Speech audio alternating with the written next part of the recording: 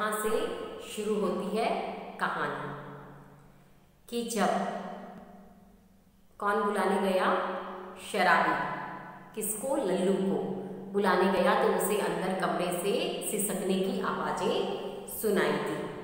और क्या सुना, कौन क्या बोल रहा था? तो सुअर रोता क्यों है?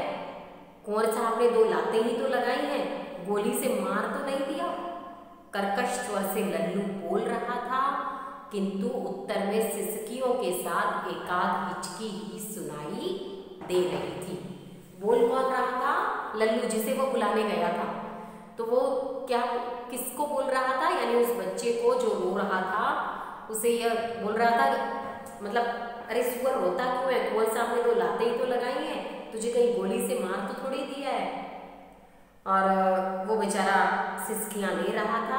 वो लड़का था मधुआ, और वह कहता है, फिर लल्लू कहता है, अरे जा सो रहे, नखरा ना कर, नहीं तो उठूंगा तो खाल उधेड़ दूंगा, समझा ना?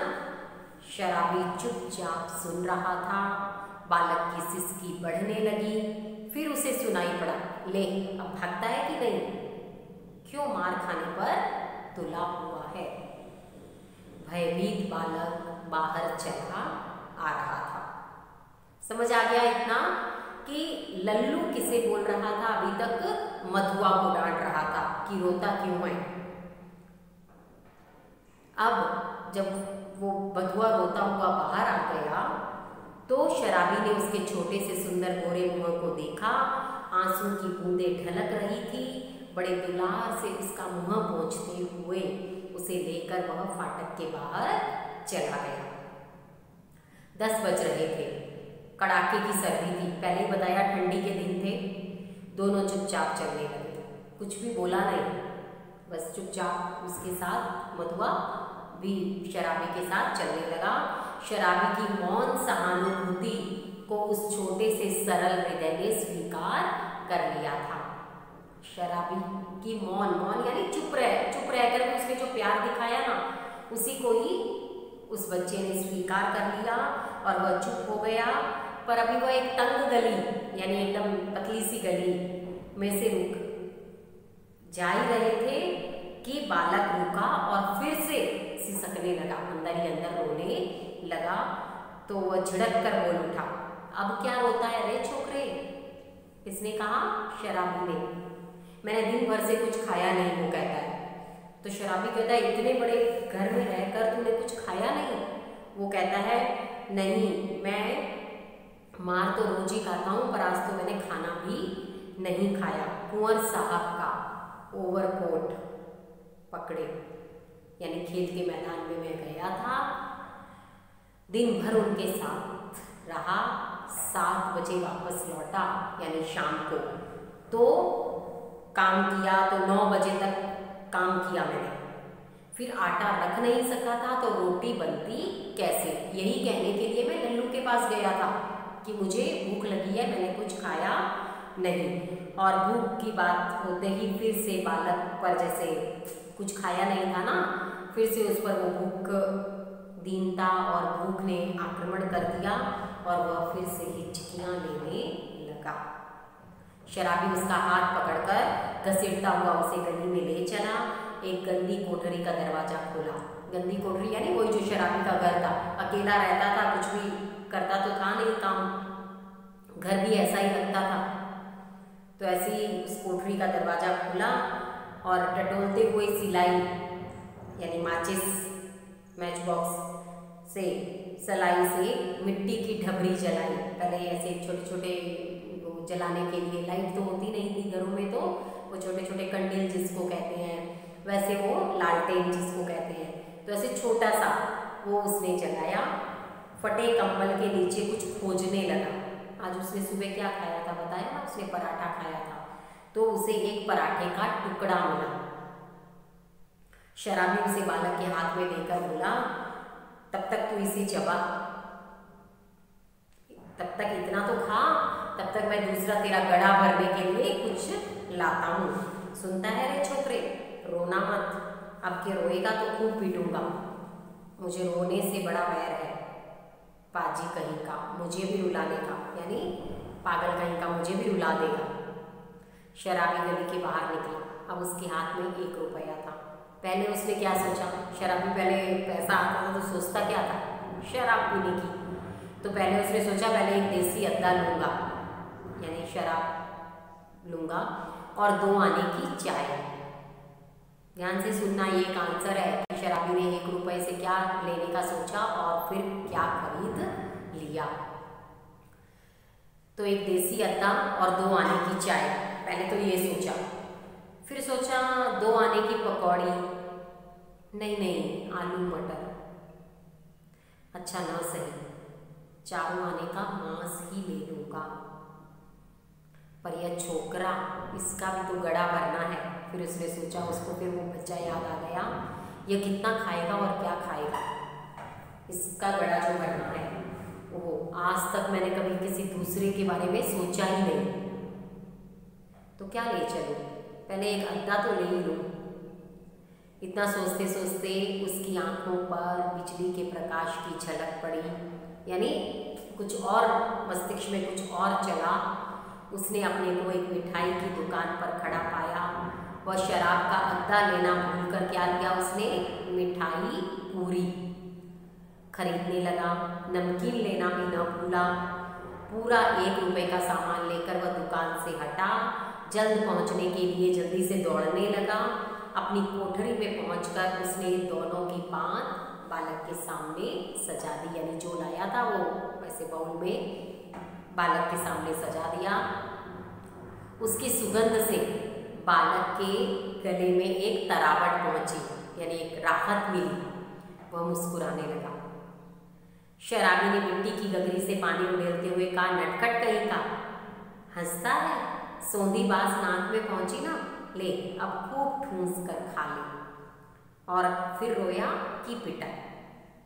दोनों ने बहुत दिन पर मिलने वाले 2 मित्रों की तरह साथ बैठकर भरपेट खाया और सीली जगह में सोते हुए, सीली जगह यानी सीलन वाली, अब कच्चा पक्का मकान था ना, पानी पानी आ जाता था, सीलन वाली जगह, उस पर बालक ने शराबी का पुराना कोट ओढ़ लिया।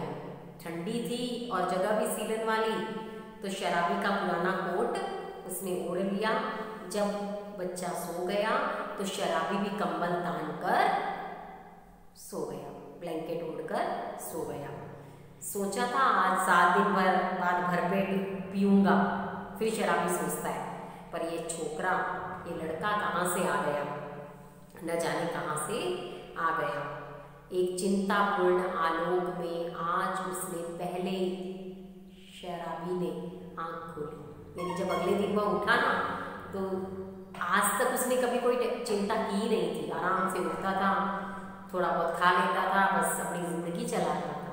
पर आज जब वो उठा तो उसे अपना घर कैसा लगा, मतलब बहुत उसे ऐसा लगा कि मेरे घर में कुछ भी नहीं है। चिंता हुई, क्यों? क्योंकि अब बालक को वो क्या खिलाएगा सुबह। और देखा उस घुटनों से ठुड्डी नीरी निकाले, ठुड्डी मतलब चिन को घुटनों के साथ जोड़े हुए ऐसे दुबका हुआ वो बालक सोया हुआ था।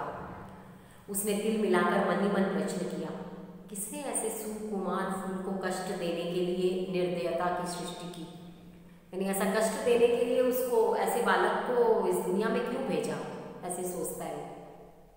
आहारी नियति, नियति यानी भाग्य। तब इसको लेकर क्या मुझे अब घरवारी बनना पड़ेगा, क्या मुझे अब अपना घर परिवार बनाना पड़ेगा इसके लिए। दुर्भाग्य जिसे मैंने कभी नहीं सोचा था। मेरी इतनी माया ममता जिस पर आज तक केवल बोतल का अधिकार था, यानी इसे प्रेम किससे था, सिर्फ बोतल से, आज इस बालक पर क्यों आ रही है मेरी माया ममता, यानी मेरा प्रेम इस पर क्यों छलक रहा है। इस छोटे से पाजी ने मेरे जीवन के लिए कौन सा इंद्रजाल रचने का बीड़ा उठाया है। क्या करूं, कोई काम करूं, कैसे दोनों का पेट भरेगा। नहीं, भगा दूंगा इसे। आँख तो खोले। तभी बालक अंगड़ाई लेकर उठा। शराबी ने कहा, ले उठ, कुछ खा ले जो कल रात का बचा हुआ था, और अपनी राह देख, और बता तेरा नाम क्या है। वो कहता है, बालक एकदम अच्छी सी मुस्कुराहट फैलाकर कहता है, मधुआ नाम है। भला भला हाथ मुंह भी धो या ऐसे ही खाने लगूं, वो कहता है। और जाऊंगा कहाँ? आह, कहाँ बताऊँ इसे, कहाँ जाए? वो शराबी सोचता है, कह दूँ भाड़ में जाए, पर ऐसा भी तो नहीं कह सकता, पहले ही बेचारा दुख की भट्टी में जल रहा है। तो वह चुपचाप घर से झल्ला कर सोचता हुआ निकला, ले पाजी, अब यहाँ लौटूंगा ही नहीं, तू ही रह मेरे घर पर, मैं अब यहाँ वापस नहीं आऊँगा। फिर शराबी कहाँ पहुँचा? गोमती किनारे। पहले भी बताया ना, गोमती किनारे वो पराठा लेकर आया था। तो गोमती किनारे वह जाता रहता था, बैठा रहता था। तो गोमती किनारे पहुँचा, उसे स्मरण हुआ कि आज वो कितनी बातें सोचता हुआ आ रहा है कि क्या करूँगा, कैसे इस बच्चे को पालूंगा, या कैसे उसकी देखभाल कर सकता हूँ या नहीं, ऐसा सब दिमाग में सोचता हुआ आ रहा है। धूप की गर्मी से सूखी होकर वह चिंता भुलाने का प्रयत्न कर रहा था कि किसी ने उसे पुकारा। अब किसी ने उसे पुकारा, बैठा था तभी पीछे से वो कहता है, वो आदमी जो आया ना नया, वो कहता है इससे कि भले आदमी रहे कहाँ, सालों पर दिखाई पड़े, तुमको खोजते खोजते मैं थक गया। शराबी ने चौंक कर देखा, कोई जाना पहचाना तो मालूम होता है, पर कौन है ये पहचान नहीं आ रहा। उसने फिर कहा, तुम ही से कह रहे हैं, सुनते हो, उठा ले जाओ अपनी सांग धरने की कल। यानी इस आदमी के पास बहुत समय पहले शराबी ने सांग धरने की कल दी थी। अब इसको ऐसे समझ सकते हैं कि चाकू की धार करने वाली जो मशीन होती है वो दी थी,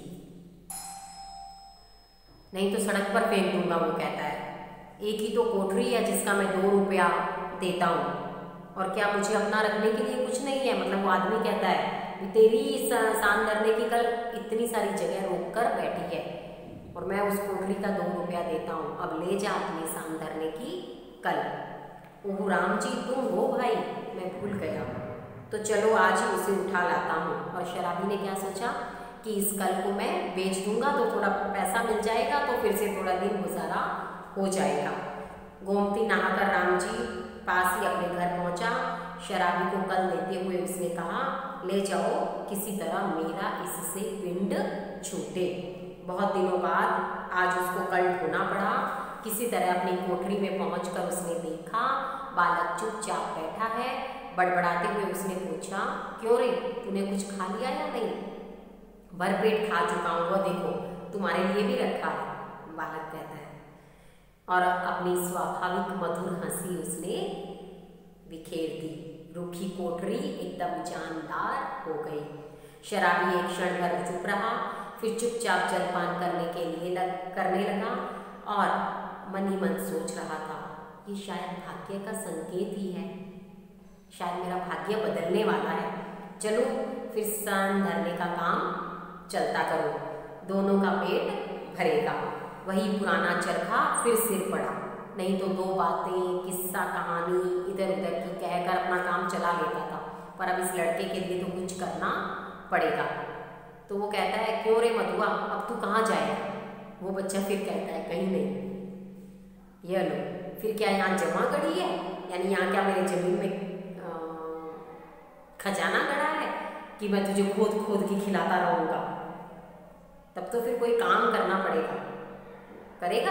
वो कहता है, हाँ हाँ करूँगा, जो कहो करूँगा, पर मैं वापस उस ठाकुर कुंवर साहब के पास नहीं जाऊँगा। तो मेरे साथ क्या रात बिता सकेगा? अगर कहीं हम दूर निकल गए गांव से काम करते हुए, तो क्या रात को पेड़ के नीचे सोना पड़ा सोएगा? हाँ हाँ मैं सब करूँगा। और बालक की आंखें दृढ़ निश्चय की सौगंध खा रही थी, यानी एकदम निश्चय था उसका कि मैं पक्का विश्वास था कि वह ये काम करेगा।